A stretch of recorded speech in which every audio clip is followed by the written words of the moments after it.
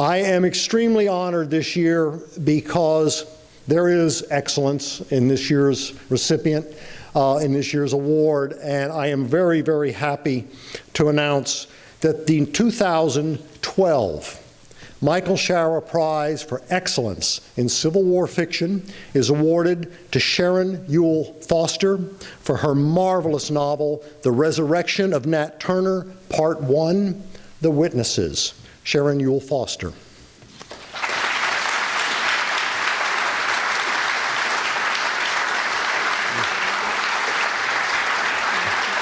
Thank you very much.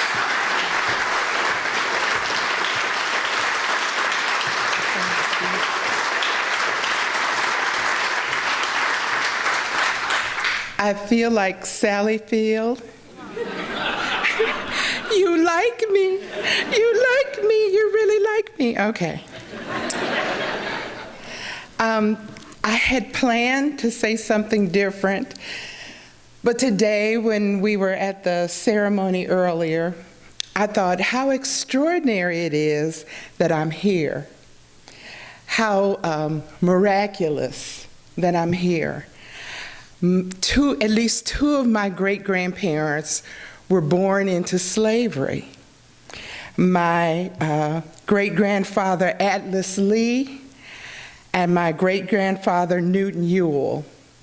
So I carry the names of two Civil War generals. And they're probably rolling over in their graves right now. But oh well.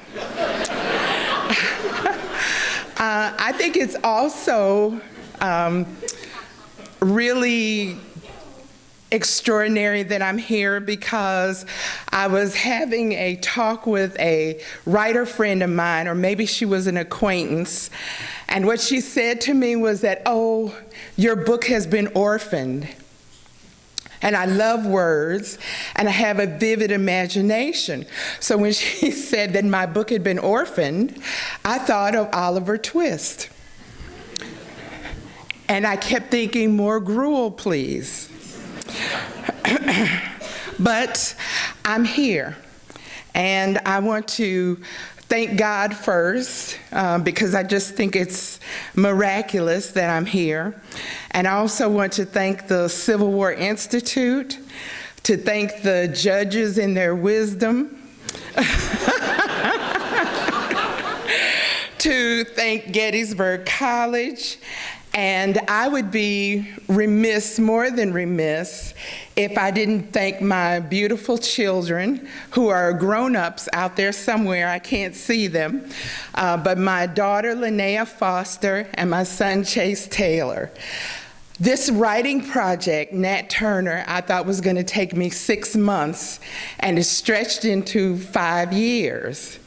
And there were times when I wanted to give up, but my children encouraged me. And not only that, but they're also fabulous editors. I thought that when you wrote for publication, that you'd always have a fabulous editor coming to work with you on your manuscript.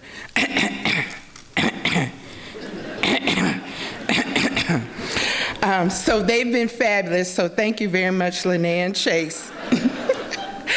And I also want to thank Jeff Shaara, and also thank his father for his wonderful book, The Killer Angels. Actually, it was my son who introduced me to The Killer Angels. He was 12 years old at the time, taking a class through Johns Hopkins for gifted and talented students, and he read The Killer Angels in a Civil War class he was taking and brought it home and said, "Mama, you have to read this book." And what I learned from Michael Shaara was that the story of a battle really isn't just the tactics. The story of a battle is all of the people involved and their families and loved ones, the people they love, the people they hate, that those are the stories of the battles. And so I tried to do that. I love writing. I love what I do. Even on bad days, even when I'm on the floor going, why am I doing this? I still love what I do. And I love it because one of the things that it allows me to do, especially historical fiction, is to be the history detective. This book that I wrote about Nat Turner, I thought that I was just going to follow the primary historical document, which is called The Confessions of Nat Turner, which was written in 1831 by a lawyer named Thomas Gray. This lawyer, Thomas Gray, purported to be Nat Turner's attorney and said that Nat Turner confessed. Nat Turner was a slave who led a slave revolt in 1831, and he said Nat Turner confessed, and that was the reason that he was hanged. Now, all of us are built differently, and inside of me there's a fact checker that goes off like a blue light special at Kmart. So when I meet people, I'm always listening to what they say. If they say consistent things, my fact checker goes off. But if I hear inconsistent things, then my fact checker goes into high alert. Well, I think there was something about the Confessions of Nat Turner that, I don't know, it just sent my fact checker off. And so I had it in my mind that I wanted to go find the actual trial records of Nat Turner's trial. And what I was expecting to read in the record was that Thomas Gray was the attorney and that somehow Nat Turner's confession was read into the record. So I went to Southampton County to what used to be a town called Jerusalem, which is where the event happened. Isn't that great, Jerusalem, Virginia?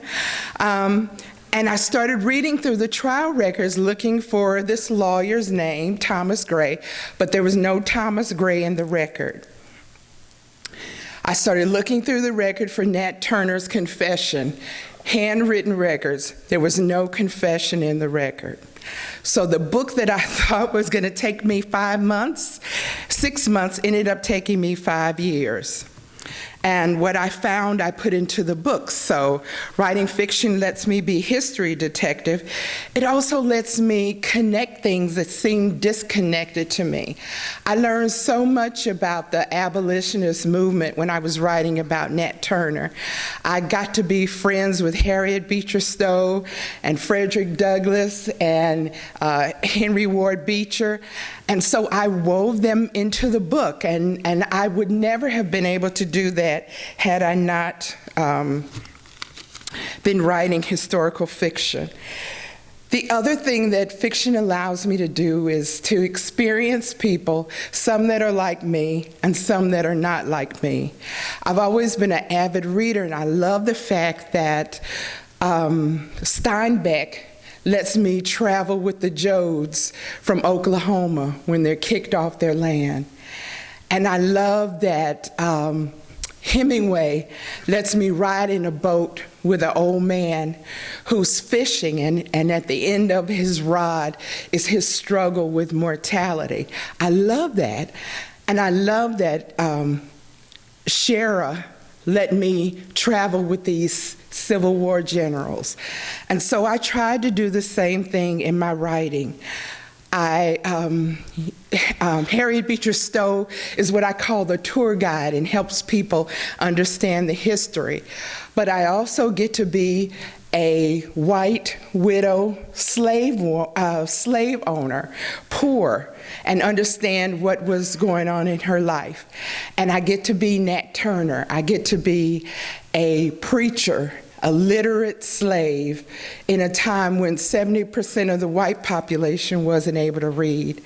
I get to be with him as he struggles with his brilliance and trying to conform to a system that says that he has to be less than who he is. And without fiction, we don't get to live those lives. We don't get to experience what I think is the greatest treasure that we are given, that we all have one another. And so I thank you all. I'm very grateful for this Shaara Prize, and my hope is that we love one another and esteem one another, and that, oh, by the way, like Oliver Twist, my story comes out with a good end. Thank you very much.